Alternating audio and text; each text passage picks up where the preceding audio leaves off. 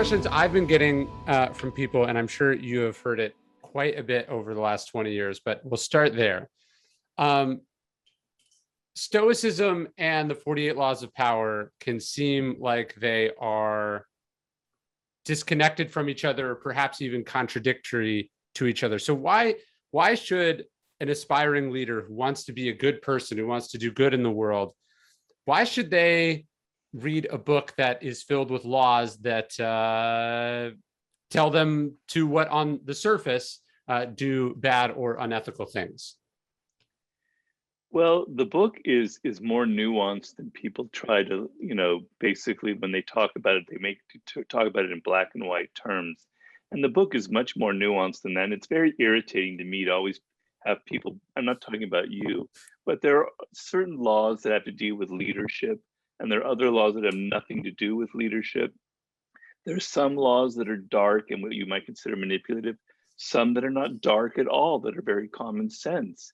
Play the perfect courtier, recreate yourself, create compelling spectacles, despise the free lunch, which is about being generous, win through people's hearts and minds, which is all about being gaining as big a base as possible. Nobody ever talks about those laws. They only cherry pick the most manipulative ones. And I've been dealing with this for over 20 years, as you know, and it raises my blood pressure. So let's just get that out of there right away. But you know, one thing about a leader is you have to be extremely realistic, right? And the game of power, the world out there, it's not patty cake. It's not like playing in a sandbox. There are a lot of people with dark energy out there. And the business world is a very, very competitive environment.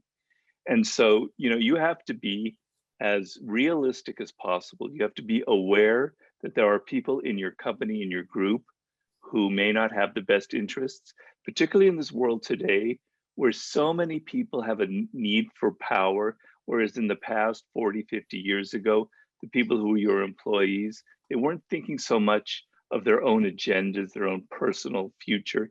They were thinking about what's good for the company, for better or for worse. That has changed.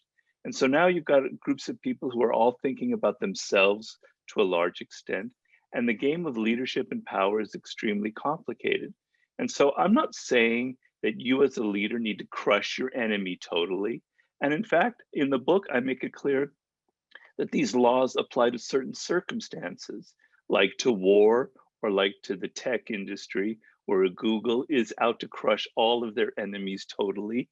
And maybe in your small company with 10 people, you're not in that position. So please ignore that law. It won't take it personally. That law has no relevance to you. But there are other laws, particularly about the public side, about the appearances that you create, that are extremely relevant. So, but the main thing is being a leader today is a mix of being able to play the soft game and the hard game. And there are millions of books out there writing about the soft game, and I've talked about that as well. But when it comes to out and out strategy, where you're in a competitive environment, where oftentimes it is zero sum, you need to be aware that some of these things are occurring. But take a law like always say less than necessary, which is extremely powerful and effective for any kind of leader. And there's nothing dark or evil or manipulative about it. And it's probably one of the most popular laws of all, because you can apply it tomorrow. Yeah, I'm not going to go into the details of that, but anyway. no, and don't you think it's precisely that sort of black and white tendency, or that desire to be repulsed by something because you find it uncomfortable or unpleasant? You're probably precisely the person who needs to be reading something like the 48 Laws of Power, because you may be going through the world with a certain bias or naivete that's setting you up to be disappointed, frustrated, or worse, crushed totally by your enemy. Yes, I mean, I was myself in that position. I wasn't a leader until, I don't know if I've ever really been a leader, except through my books, but early on in my career, I violated a lot of these laws. I was quite naive, particularly law number one, never outshine the master, which I violated twice and got fired and never understood why I got fired until later on when I wrote the book. And so if I had a little bit of that awareness in me, it would have saved me a lot of grief and a lot of drama in my life. So, but yeah, I mean, there when you're dealing with all kinds of people out there, right? And some of them, 95% of the people you deal with are kind-hearted, are generous, basically have, the interests at heart of the company or the group. But then there's those percentage of people who aren't like that, who are very aggressive, who are very passive aggressive, who can become very manipulative. And look, I do consulting work. I've been doing it now since the 48 Laws of Power. And the number one problem that people come to me is, I took on this business partner. I had no idea what he was like, and he ended up taking the company from me. I hired this person to be my assistant, a top level position, to be my lieutenant, and they ended up being incredibly incompetent. So the ability to understand people, which is a little bit more about my last book, but Sure. is still in the 48 Laws of Power, is an absolutely critical skill for a leader. And you have to understand them as they are, not as you wish they were or would like to see them as. Exactly. It strikes me too, that the Stoics, just as all people who hold power and influence, have to be savvy. That one of my favorite lines in Meditations is Marcus Aurelius says, "Don't go around expecting Plato's Republic," and I think Yeah. that's one of the problems, is that we see the world as we wish it was, as opposed to how it actually is, and then this causes all sorts of problems because we're unprepared for things that happen, or we simply think that because we're right, or because we have a good idea, or because this change or idea or cause should happen, that that's enough. And I think, to me, what I take from the 48 Laws of Power and 33 Strategies of War as well is like, no, that's not even close to enough. You have to be able to execute. You have to be able to make things work in real life. Yeah. I mean, excuse me. One of the main things that I took from Marcus Aurelius in the 48 Laws of Power was a quote, and I'm going to mangle it horribly, so you're going to have to help me here. But it was his quote about two people in a boxing ring. Mm-hmm. And, one guy's punching the other one, and you don't sit there and complain about the fact that the person is punching you, right? You Yeah. just accept that that's part of the game, right? So there's no sitting there and whining and complaining isn't going to save you from the punches that other person is going to inflict, nor claiming that he's playing unfair because he's trying to defeat you. So that was a main theme in the 48 Laws of Power, to be able to divorce your own personal emotions from a situation and tell yourself, this isn't, what people are doing to me isn't personal, right? We tend in the world today, because people have become so hypersensitive, and it's a real problem in business or in other places, where they think everything that's said or done is some personal affront or slight, right? Mm-hmm. And if you start, descending into that as a leader, you're going to be in real trouble. You have to be able to divorce your emotions from the situation and look at things somewhat coldly, right? Yeah. Otherwise, you're going to get pulled in to all of these dramas that are going to, make your life miserable. So that ability to be somewhat objective and to look at the world like it's a boxing, like it is a game, is a key. I think does fit very well with the Stoics on some level. No, I think that's right. And what I take from that quote also is, like, you can't just leave the match because you don't like how it's being played. Like, Exactly. you're in the ring, and you've got to figure out how to adapt and adjust. And he says, you adjust your game accordingly if the other person is cheating. And then I think one of the other quotes that relates to this is, he says, the best revenge is to not be like that. Right. Meaning that, just because you understand how the game is played and you might have to do X, Y, and Z, that doesn't mean how you have to run your company or your life. Right. And your point about never outshining the master, that may have been something that you experienced, but certainly my experience working with you, you've been incredibly generous and not sensitive and helpful. And so I've got to imagine part of how you go through the world is directly trying to not be like some of the nasty people that you have experienced in your career. And you've come to completely outshine me as it No, is. come on. No, I'm just kidding.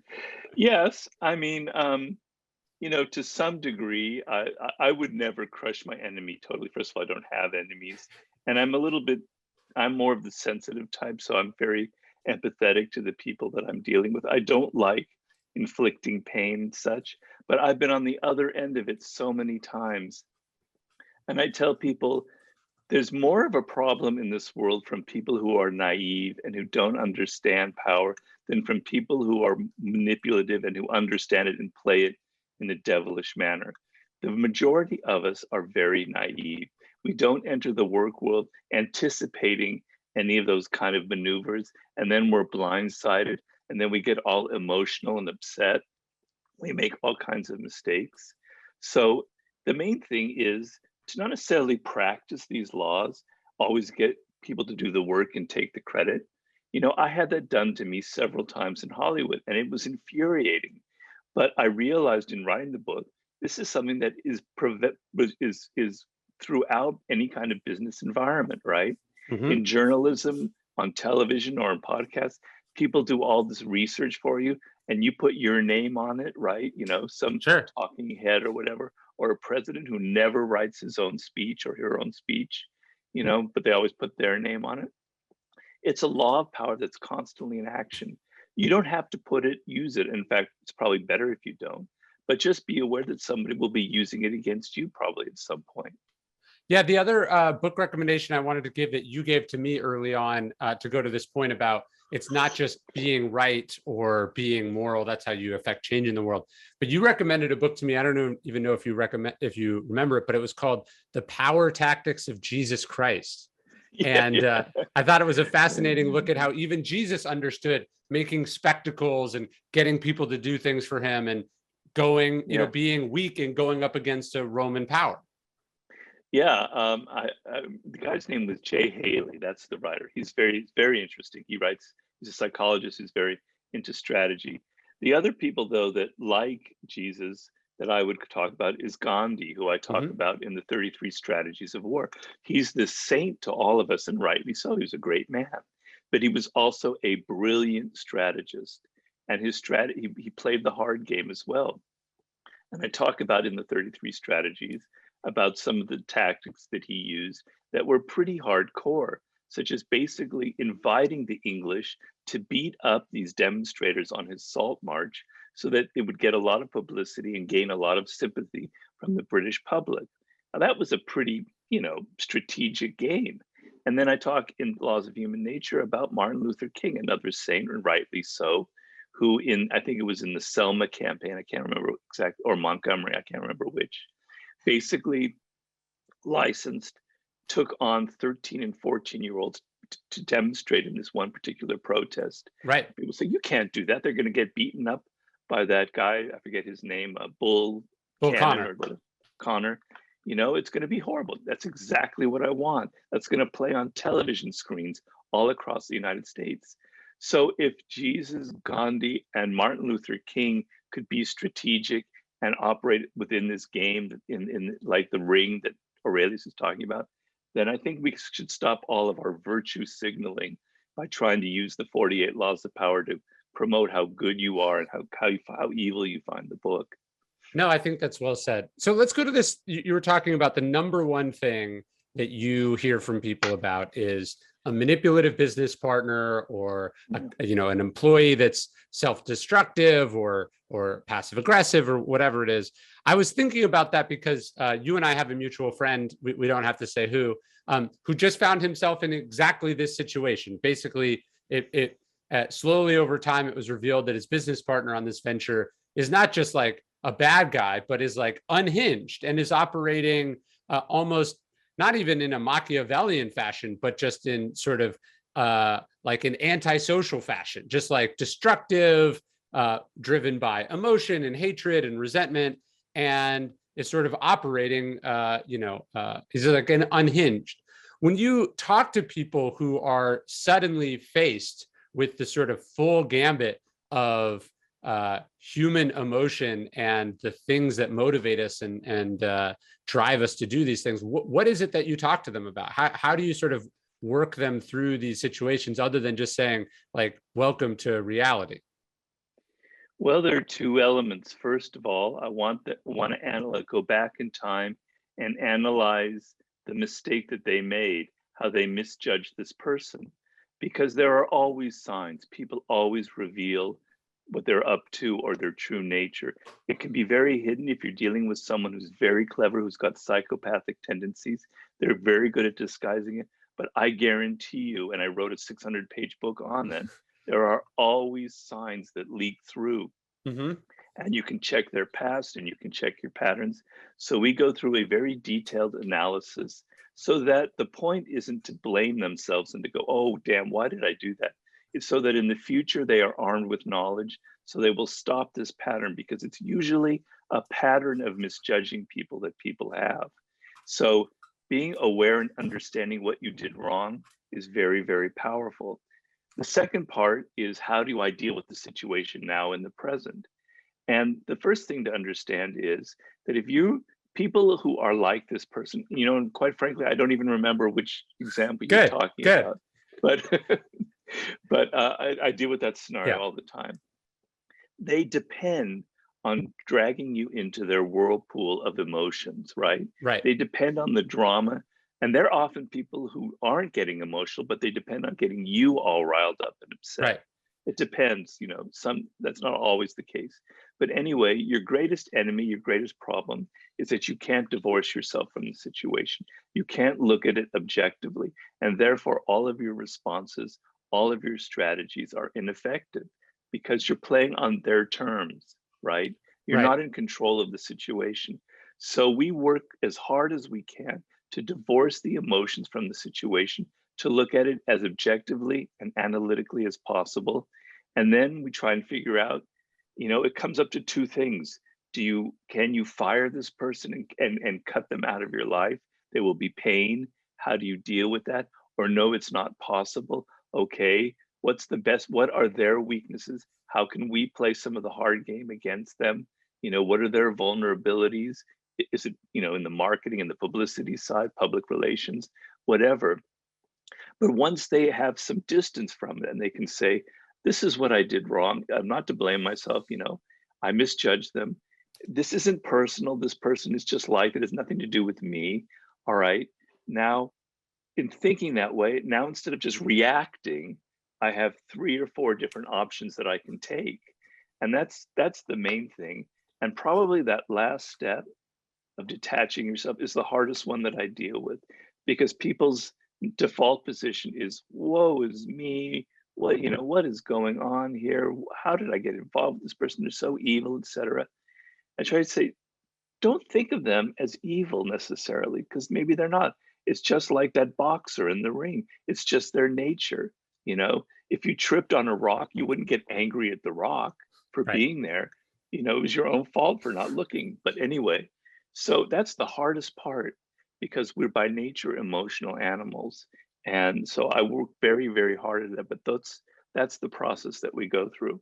No, it's funny that you mentioned that, because with this person that we're talking about, this is not the first business partner that this has been revealed about for them. They've been in a pattern where they've done this, I think you could say 3, maybe 4 times. So I think the first step is a good one, which is like, what part of myself is attracted to these people? Why do I keep making this mistake over and over again?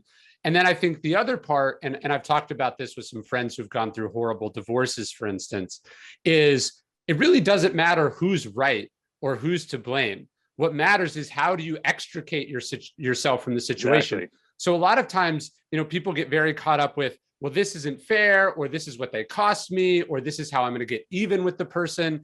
And it's like, this is what money is for. This is what lawyers are for. You've got to figure out a way.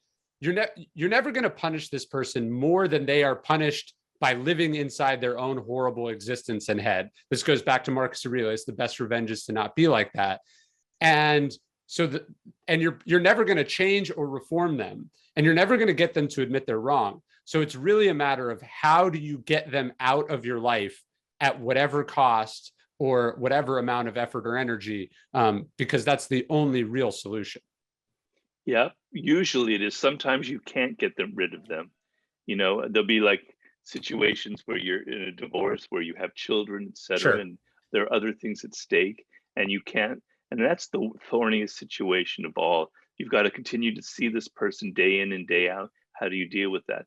But of course, the best strategy is to extricate yourself, to spend the money, to spend whatever it is, and to get them out of your life. You know, And if to that's limit your possible. exposure to them if you do have to keep them in your life. If it's a former business partner or someone you're connected to because you did a project together, it's how do you limit your ongoing exposure? Because what people goes, oh, I'll do this, but then we'll stay friends, or oh, it's like, Oh, no, I you've got know, to I go know, out. I know. That's the whole point I said about completely divorcing your emotions from the situation. That means divorcing the love that you have for them because you probably had that attraction to them when you hired them, and the hate that you feel. Both are equally, destructive in this situation. So you might end up, okay, I got to get rid of them, but a part of you is still connected and entangled with their emotions. You've got to completely divorce yourself from that. That's very dangerous. But the best thing of all, Ryan, is to never ever let this happen in your life, Sure. right? To be a better judge of people's character. That will save you so much drama and problems in life, Okay, you made one mistake, we all make the mistake. Maybe you make it a second time, but if you make it a third time, you're just plain stupid and it's your own bloody fault. So let's be more proactive and offensive here and not let these people into our businesses, into our personal life, etc. Yeah, so that's a good transition to what I wanted to talk to you about, because I closed my new book on courage about this. I was thinking about our joint experience at American Apparel, which featured both a character of this type, but also a lot of sort of real world hard choices, because thousands of people's jobs were at stake. There was, you had some influence over this and no influence over that. Now with some distance from American Apparel, where for people who don't know, you were on the board of directors for many years and you knew Dove, the founder, quite well. You watched this company go from a tiny little company to a publicly traded company to one of the hottest fashion brands in the world, to an unceremonious exit when the board fired Dove, and then a whole bunch of drama and chaos and lawsuits to this day. So as you think about that situation, how has it informed your understanding of human nature, power, strategy, and dealing with difficult people? Well, it brought a bit of humility to me. So, I'm not perfect and I misjudge people. So, as I said, it's okay to make mistakes in life, and that was a mistake. But first of all, part of it you have to understand Dove, who was a very charming person, very seductive in a way, very charismatic. And it's very easy to get caught up in those with those kind of people. I will never let that happen again because I learned I was burnt by it. And so I kind of identified with him and I saw that the future of the company was tied in with him, which it was to a large degree. But, so certain signals were sent that we should have all picked up earlier on, and we let it drag on a little longer, and then we ended up firing him.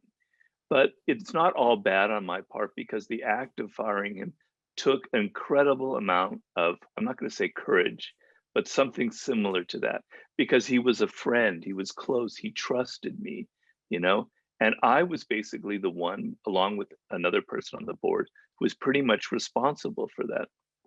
It was very difficult. I felt like I was a traitor, like I was Judas, like this is a man who built the company and I'm going to destroy him.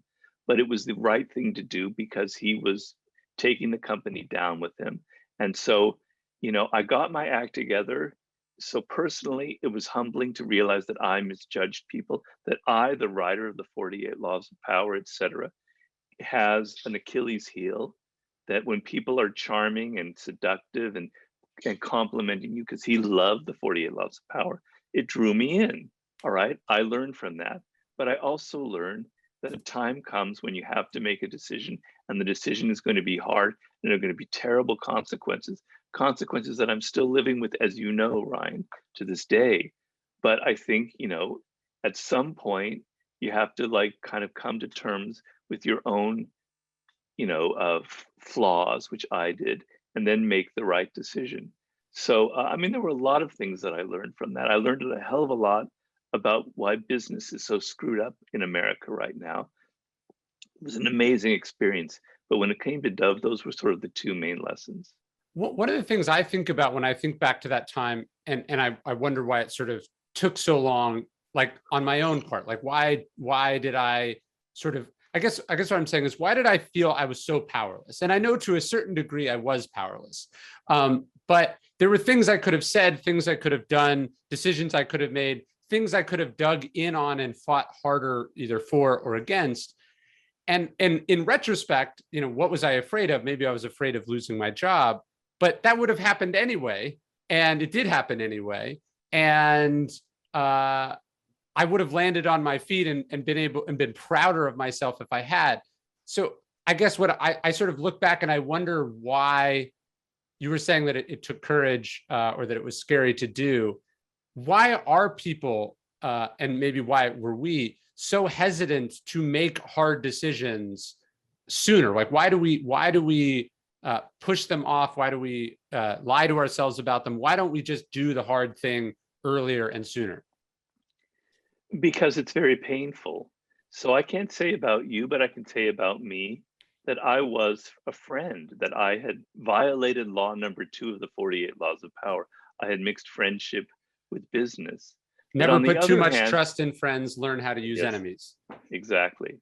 So, but the thing is, people don't understand that business is not just this game of who's virtuous and who's not.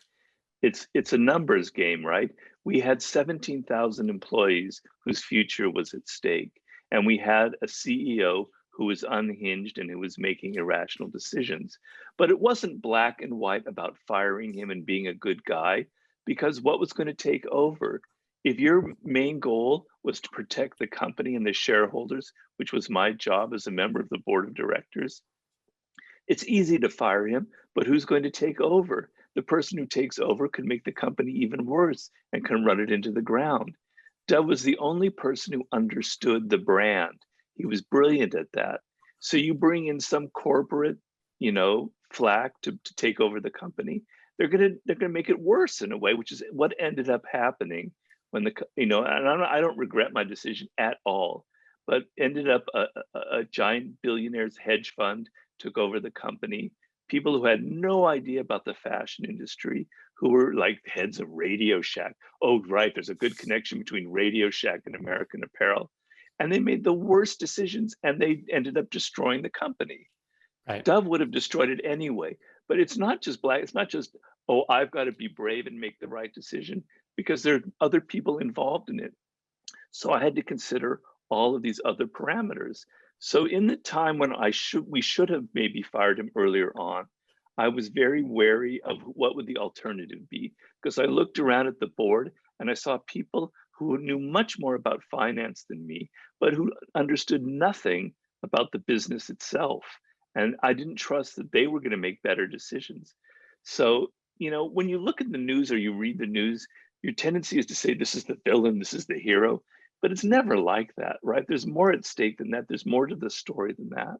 No, I'm really glad you bring that up, because there's a very specific thing about American Apparel, which I imagine figures into your calculation. It was also about, when does the people who want to do the right thing, to go what we were talking about earlier, have the leverage to be able to actually do it. And if I remember correctly, part of why the decision actually happened when it happened was that, due to some financial decisions he'd made for the company, his ownership stake was diluted enough that the board finally had the power to be able to make a decision that, if it, all things being equal previous, may have made sooner, but wasn't feasible to do it. That's precisely right. I'm so glad you brought that up. I forgot to mention that. Yes, the moment it dipped below 50% to 49.9, that's when we made our decision. Because if we had done that before, prior to that, he would have fired all of our sorry asses. He would have stacked the board with his own cronies, which, believe me, he would have done in a second, no matter if he thought of me as a friend or not. So yeah, we waited till exactly that moment when he had diluted his share of the company to under 50%. No, and then this point about it not being sort of villain or hero, I think about this with Seneca. Seneca being this brilliant philosopher who's then in Nero's court, and some of the Stoics were part of what they call the sort of Stoic opposition or the Stoic resistance, who resisted Nero at every turn. But Seneca was the opposite. Seneca worked in Nero's court, and he was his tutor. Yeah, and I think about there's some other ones who advised Octavian, Arius, Didymus, and Athenodorus, and in retrospect it seems hypocritical. The Stoics were Republicans. Why did they support the emperor? But they were also very aware of the costs of Rome's prior two civil wars, and they had to make a judgment call of, is it we might be morally correct, but the carnage from that moral decision would be immense. And I think when you look at the American Apparel situation, the decision was the right one, but it still didn't work out, right? Like the thing that everyone was trying to stave off still happened. And so people who are maybe one of the downsides or upsides of the 48 Laws of Power, when you have a sense of how history works and you have a full sense of the picture, it makes it much harder to be morally certain about what you're doing, because you know that it's more complicated than that. Yes, I mean, at a certain point, the two kind of collided in an interesting manner. So we always knew that Dove had this other side to him that was very, very questionable. And in the world today, the Me Too movement, he would have never survived, past 2018, right, even if he had stayed on, right? Okay, but we couldn't fire him because he controlled the company. He would just get rid of us, and he would run roughshod over the whole thing. Okay, but we knew about his character. And so at a certain point, when the power game switched and he was in a weaker position, then we could get the moral high ground and fire him. But then, as you say, it got complicated, because what comes after this, right? So what comes after Nero? I mean, who came after Nero? Was it Caligula? Or who was? No, he was before. It was I think like four or five emperors come after Nero. Right. And some of them weren't even any better than Nero. And supposedly, recent books have been written that Nero wasn't as evil and dark as history has made out to him. That some even people claim he was even actually a relatively competent leader. I don't know which side that is, which side to fall on there. But what were we going to do afterwards? What was the end game? Because it's great to moral grandstand and say, this man's evil, we got to get rid of him. But then you have to live with the consequences of that. Now, I subsequently got fired from the board of directors by this hedge fund, right? So it was kind of taken away from me. But for that interim period of a couple of months, I was actually in charge of trying to find who would replace Dove. So it's never that simple where it's like good versus evil, right? You can take, this is the main thing in the 48 Laws of Power and in 33 Strategies of War. You can be the kindest person, you could have the best intentions of all, and your decisions create havoc and create the worst kind of evil, unintended consequences, right? We see that play out over and over and over again in history. So, this is an example where it's not just about doing the moral thing in the simplistic way. It was about what are the consequences? What's the long-term picture here? Well, and that goes back to this idea of courage. And I talk about this in the new book a little bit, which is you have to have the courage just to decide and then to own your decision and the consequences of that decision. And I think that's one of the reasons that people don't do things. They hesitate because they know if they break it, they buy it. If they sign, leaders want to have it both ways. When really courageous leaders know they have to make the decision and then stick to executing the decision with competence, as we said. But then you're going to have to own the fallout, the criticism, the consequences. You could have made the right decision with the information you had at the time, and it can still go horribly wrong. You can be morally correct and still look like an immoral person. I mean, I think we're looking at this in Afghanistan right now, extricating oneself, extricating a country from a war that's gone on for 20 years. It's going to be messy and unpleasant, and it's not going to look good, and it's going to reveal a lot of things that have predated your decision. And And I could very much see why a leader would waver or change their mind under the public pressure that comes from that. But you got to, the job of being president or leader or CEO or board of directors is making hard decisions and then, shepherding them to completion. Well, people very rarely like to take responsibility anymore for their decisions, right? So as you say, they want to have both ends. They want to appear like they're doing the right thing, but not really make the tough, hard decisions. And, you wrote a whole book on a brilliant book about that. But, when you take Afghanistan, for instance, yeah, that was a very ballsy thing to put a deadline on and say, look, we're getting out. This is it. We have to do it. Right. And that took courage because he's going to pay the consequences for that. But the way that it was done was not very thoughtful. There's not a lot of forethought into it, the unraveling of it. So here you have the right hard decision, but it's not executed well. So this goes into something about the 48 laws of power and leadership. So making Plan the all the right way to hard the end, right? yeah. So making the hard decision isn't necessarily enough because you have to now think of what are the consequences going to be, and I'm going to have to own those consequences. Now, unfortunately, how Biden has to own the consequences of this kind of hasty withdrawal. I don't want to play Monday morning quarterback. It was I don't know if I would have necessarily done better, but I talk to people I consult with all the time. And the weakness that most people have is they never see far enough. They don't game out the possible negative consequences of their great or hard their decisions, right? They see only, I do this and this will result. Whereas there's this and this and this and all these other possibilities. You have to think of the worst case scenario when something happens. So when we fired Dove, what's the worst case scenario? It ended up what my worst case scenario ended up happening, which is it's taken out of our hands. A hedge fund comes in and they completely mess it up by bringing in people who don't understand the business, right? So, leadership is a much more complicated thing than people think about, right? I think they tend to simplify things too much. But the art is not just making the right decision, not just having the right strategy, but playing the aftermath. What will happen later? What are the consequences can be? You can have Pyrrhic victories. You can win, but you can go too far and end up kind of leaving yourself vulnerable, etc. Yeah, and this goes to the Stoic idea of premeditatio malorum, a premeditation of evils. Think about the worst case scenario so you're pleasantly surprised if that doesn't happen, as opposed to where the US is right now, which is unpleasantly surprised that it deteriorated faster and worse and more publicly than it appears that anyone planned for. Yeah, your actions have rippling consequences. So if you're president, it's not just about getting out of a war, and it's not just about gaining popularity among the American public for that action. It's about how the world views us. These things have consequences.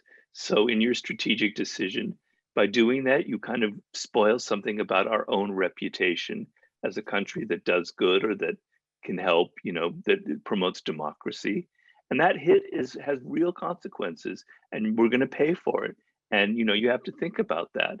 And so, are people going to trust us so much in the future? So, when you're a leader and you're making a hard decision, it's much more complicated than just I'm right, I'm doing the right thing. It's like there are all sorts of rippling consequences that go beyond you and your company, et cetera. And you have to be, I talk about this a lot in my consulting work. A lot of what being a leader is mastering the things that are not visible. So we humans are really good at looking at data and figures and trends, et cetera, and seeing what's visible. But what you're not paying attention to is the negative space, the things that aren't visible in the present, right? And one of those things is you take an action and things that you had never anticipated before are going to happen. So you have to be able to think about that in the present. Otherwise, you're operating blindly and you're going to, you have no idea what's going to ensue. So When this goes also to the point of being able to understand people, or the invisible force inside people, as you said, with character, it seems like the United States was surprised by the collapse of the Afghan leadership and the Afghan army, which I would argue there's probably two faults there. One, it's a misreading. Biden, face to face or communicating with the leadership, sort of being reassured by assurances that he shouldn't have trusted. But then you might also argue that the chain of command inside the United States isn't surfacing accurate information. This happens politically or inside institutions all the time. And I remember I saw this at American Apparel when I spoke to the new leadership, and we tried that. The information about the true state of things had been blocked, either bureaucratically or because different people had different agendas. And so as a leader, you have to figure out, I think you talk about this in your book, the most important thing is truth, is reality, having a firm grasp on reality. And it sounds like I would argue the core of the failure here was we did not have a good grasp on the reality of the situation. And that's why we were surprised by it. And reality is comprised of people. Yeah, I mean, Biden probably foresaw that things were going to unravel, and he was willing to take the price, but he didn't think it would happen quite as radically as it did. Right. In the 33 Strategies of War, I talk about Napoleon as kind of the icon here. Now, I know Napoleon wasn't perfect, but he was in some ways a magnificent leader, at least for the first half of his career. And what Napoleon did, which was so wise, is he knew that what being a general and a leader depends on the information that you receive from the field. Where generals go wrong is they're standing back in some tent, they've had their strategy, and they're getting information as it's happening in real time. And some of it's being filtered in by their lieutenants, and it's all being, washed to please him. Napoleon had lieutenants and people up and down the chain of command who reported directly to him. Some of them were spies. Some of them were just plain soldiers on the field. And through this access of like 10 or 20 different channels, he had complete information about the status of his army, the morale, the mindset of the opposing general, what was happening on the field, real information, not just filtered information. So in business, you need that. You can't cocoon yourself and depend on 2 or 3 people giving you the information, because the worst thing about a leader is everybody wants to give you to please you, right? Everything you do is great. Everything you say is wonderful. You're never really hearing their true opinions. You're never getting the actual facts on the ground. People are filtering things for you. You have to bypass this, and you have to get information from as low to the ground as possible, from your customers, from the people who are working in your stores, from the lowest tech person in your company. You need to have these channels of information spread throughout. Yeah, or you lose your grasp on reality and you make decisions based on what people have told you or what you want to believe, your own biases, which I think you talk a lot about in Laws of Human Nature, and then you end up very surprised by the bad results. Yeah, I mean, we marched into Iraq expecting that they would greet us with flowers and, hail us as conquering heroes. And it was exact opposite, because we weren't attuned to their culture and how different their mentality is. So you as a leader have your own mindset, your own, your own likes and dislikes, and you tend to think that everybody else is like you, right? But other people working for you, or your clients or your customers, they don't come from the same cultural background. They're not the same ethnicity. They're not the same gender. They have a totally different mindset than you. And a different set of incentives and a different agenda. Yeah. So are you able to get outside of yourself and get inside them and think inside them and drop your own ego and try and understand the people you're dealing with from the inside out? That's not easy. Yes. So speaking of understanding things from the inside out, one thing I wanted to wrap this up with, we can tease it here as we have a lot of readers listening. You have a new book coming out that I was excited to see get made, but can you tell people about the Daily Laws and maybe what I'm just curious, interacting with 20 plus years of your work and research, seeing it all laid out in this book of sort of one passage a day from your writing. I'm just curious how that felt to you, and what it brought to mind, and how you feel about this new book. Well, I'm kind of imitating you here with your book, The Daily Stoic. I don't think I'll maybe, be as successful as you. We'll see, but that was sort of the model here, was The Daily Stoic, because that's an extremely excellent book and extremely popular and well deserved. So it's a little bit weird. I'm always of the mindset I never ever read my books.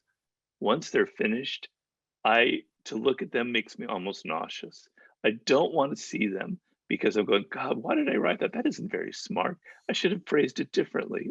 Or, it just seems like another person wrote it. I'm always on to the next project.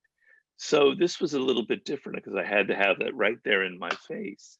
And so, it was a little bit difficult because that's not my natural instinct.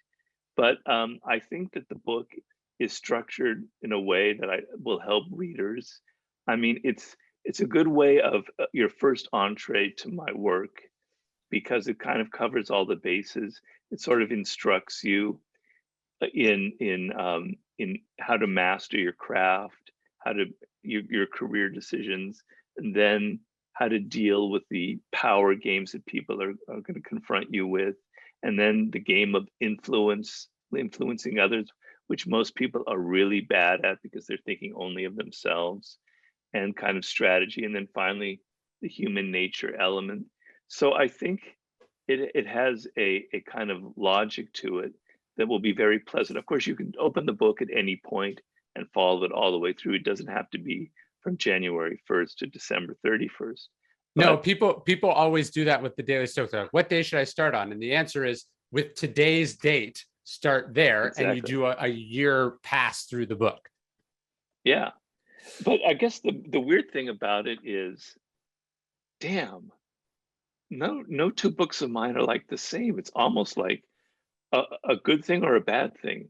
It's like a mixed bag of nuts. It's got every nut in there, right? It's not just one theme. It's like, God, I'm talking about mastery. I'm talking about seduction, war. It's just, Robert, what's going on here? Well, that's actually what I love about it, because I think, the 48 Laws of Power is a dense book, and it's a complicated book. And the idea that you're just going to get it on one pass through is preposterous. And I would argue that your books have gotten more advanced as you've gotten on. Like I would never tell someone to start with the Laws of Human Nature, because I think it's like the expert level Robert Greene, whereas maybe 48 Laws of Power or 50th Law is a bit more accessible.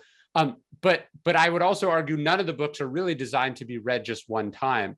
So I'm really looking forward to the idea of like getting a reminder of the ideas as you go, because that's really how I think the books were designed to be consumed, which is like, the Stoics talk about how we never step in the same river twice. We change, our experiences change, how we see things, the world changes. How I read some of the ideas in the 48 Laws of Power when I was 18 years old, I now conceive completely differently because I have, years and years of experience that have changed how, even though the words are the same, I'm different. Yeah. Go ahead. No, and the other thing that's in the book, that there is some new material in it. So each month is introduced by some stories from my own life that kind of inform the writing of my books. So I give it a kind of a personal angle, why it is that I wrote about 48 Laws of Power based on my own experiences. Because what I want the book is, I'm a very practical oriented person. I don't want you to read my books for fun or for pleasure, even though pleasure is a good thing. I want it to change you, right? I'm very ambitious that way. And I think this is a kind of book that if you do spend the time with it, go day to day, it literally will change how you look at the world. And I think that's the main goal that I have here. Yeah, it should change how you think. And the idea should be sort of absorbed into you talk about understanding something from the inside out. the idea should also be emanating from the inside of you out through your actions and your worldview, not just, oh, I think I heard about that in a book one time. Right, exactly. And Epictetus talks about having actually the enchiridion from Epictetus translates to at hand, like it, and actually there's a military connotation to that word, like it was supposed to be like a weapon in your hand. And I think, you know, the ideas in your books work best if you are referring to them in the moment that you're going through something. And so what I like about the book is that it's there for you on an ongoing basis, as opposed to something you read one summer and then only vaguely remember. Right, exactly. I couldn't have put it better. Thank you. Well, a couple of questions from readers/listeners that we'll bang through. Sure. So we were talking about, you know, Biden in Afghanistan. We're talking about some military stuff. I think, you know, it's interesting. You'll talk to someone in sports, you talk to someone in business, you talk to someone in the military. They're all dealing with people, but they have different levels of control over their environment, right? You know, one might be a more top-down model, one might be a more bottom-up model. How do you think about leadership in these different contexts where sometimes the person has, you know, Napoleon has like almost absolute power versus an elected politician versus, you know, the owner of a small business with a handful of employees who can't really do anything, or a middle manager who has even less power? How do you think about the different levels of control that we have? Well, first of all, I would dispute the notion that anybody has complete control. Even the president of the United States, with Biden or whomever, has to deal with world opinion, that there are other people above you. So there are always parameters in the game of power. So it's just a matter of degree. Yeah, Napoleon's going to have a lot more power than a middle manager in some small tech company, I understand. But so power is a game of leverage, right? How much leverage do you have? Your actions, will they have an effect on the group? Will you be able to change things, right? So I always advise people, let's go sit down and analyze the actual situation, the actual power that you have. Machiavelli calls it the effective truth. The effective truth is literally the truth that comes from your actions. So the Pope has this amount of power in the world. Cesare Borgia has this amount of power. That is their effective truth. What is yours? What are the parameters? What are the things that you can really affect? What are the levers that you can press that will actually create change? And usually I tell people, you have more power than you think. You're often underestimating what you can do, because there are all sorts of expanding realms, right? So, you know, if you're in a job where you're enmeshed in a bureaucracy where you seemingly don't have much power, you can widen your game a little bit by finding allies outside your little circle here that can kind of protect you and give you more options in the future. So let's explore together the levers of power that you have not been looking at. But the main thing is to be realistic, to be as hardcore realistic as possible. This is my situation. Now, it's often the case that you overestimate your powers, that you think that you can do anything. And that is a flaw that I see in a lot of CEOs I deal with.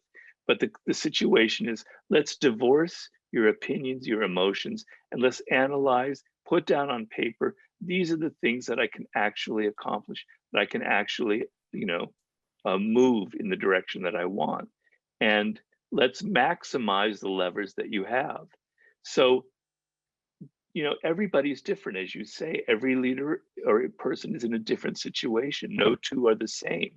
But let's at least look at it realistically, what you have.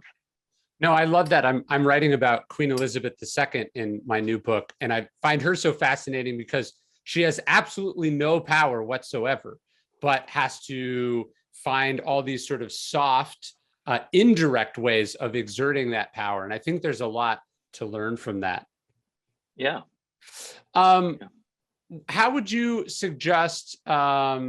So I have two last questions. We can sort of bang through them. So don't feel free to do short answers. But No, someone's asking, how do you balance like the desire to win, to get what you want accomplished, to be driven, to being pragmatic, and one's sort of moral and ethical standards, right? You could argue that, Machiavelli or the 48 Laws of Power are good prescriptions for executing whatever it is that you're doing. But then the sort of layer on top of that is like, well, what am I willing to do in pursuit of this goal? Yeah. So I'm sorry, what is the question then? Sorry, how do you think about let's say some person is coming to you for consulting? There's obviously a number of things they could do to resolve that situation, but you probably consider a certain number of options off the table. I remember when I was writing my book about Peter Thiel and his pursuit against Gawker, he has essentially unlimited resources and he's trying to destroy this thing that he thinks is evil. There's things he could do, and then there's things he's okay with doing. I'm just curious about the sort of balance between pragmatism and realpolitik and, your own personal ethical standards. Well, you have to understand yourself on a deep level. So, and I deal with that with people. I never would say and never would advocate doing a strategy that you're not comfortable with. Because what will end up happening is if I'm advocating that you crush your enemy totally or that you act as a friend and work like a spy, the evil laws, Yeah. and you're not comfortable with them, you're going to probably make all kinds of mistakes. Your heart isn't in it. You're not thinking about it in the most realistic manner. It doesn't suit you. So everybody has their own, it's not just their morals, but it's their character. Some people are more kind of sensitive and empathetic about other people's feelings, and they're not going to be comfortable, messing with that to any large degree. So I'm always very, very sensitive, and I like to take the measure of people because you're not going to be effective in your actions in the world if it doesn't come from within, if there isn't some kind of inner spirit guiding you, if it's just something you read in a book by Ryan Holiday or Robert Greene and you're applying it, but it doesn't have something in your heart or in your spirit, you're going to botch it. It's not going to be real. It's not going to be effective. So I tell people, don't be so black and white in your decisions in life. Be more nuanced. If you read something in a book and it doesn't suit you, then either discard it or find a way to apply it that meshes more with your spirit, with who you are. But you have to know yourself. You have to know your limits. Now, of course, a lot of people, as I said, are too naive, are too nice, and they mistake that for their core values, for their morality. And really what is going on is that they're afraid, they're fearful, they're afraid of making the hard decisions. And being nice is a comfortable front for the fact that they don't want to make hard decisions. So firing people is not fun and it may hurt you inside, but it's the right thing to do when somebody isn't a team player or they're messing you up, and firing a person can be very liberating. And your unwillingness to do it isn't because you're nice and kind, it's because you're afraid of making hard decisions in life, right? So we have to cut to the core and see, is that really about you being such a sweet, nice, lovable, huggable person? Or is it about the fact that you're basically afraid of having anybody judge you? Are you afraid of making a mistake and failing? Are these the things that are holding you back? Or does it come from real core value that you don't want to hurt these people, that you honestly care about them, and you're thinking about the good of the company in the long term, and taking these actions will actually harm you in the end? But the main thing is you don't understand yourself. You often think that you're being this certain way when you're not. So a lot of what I go through is a process of trying to cut underneath and see what's really motivating you in these situations. Robert, I love that. That's the perfect place to wrap up. You're basically going back to the oldest dictum that there is in philosophy, which is know thyself. Yes, that's right. I love it. Well, for people listening, we were supposed to do this in person. Robert was going to come out, but we couldn't make it work with the Delta surge. So I appreciate you doing this remotely, Robert. I hope to see you soon. And we're going to tell a lot of people about the new book, which is amazing. And I can't wait to hold the physical copy of it in my hands. All right, great to hear. At least I have one reader. All right, you're gonna have a lot of readers, I'm sure. When I did the Daily Stoic, my agent said, "This will be your best-selling book." And I said, "Come on, that can't possibly be right." And he was right. So And maybe it is. it is. Maybe lightning will strike twice. Well, I hope so. That would be very nice. Yeah, it gives me some hope. All I can right, sleep Robert. at night.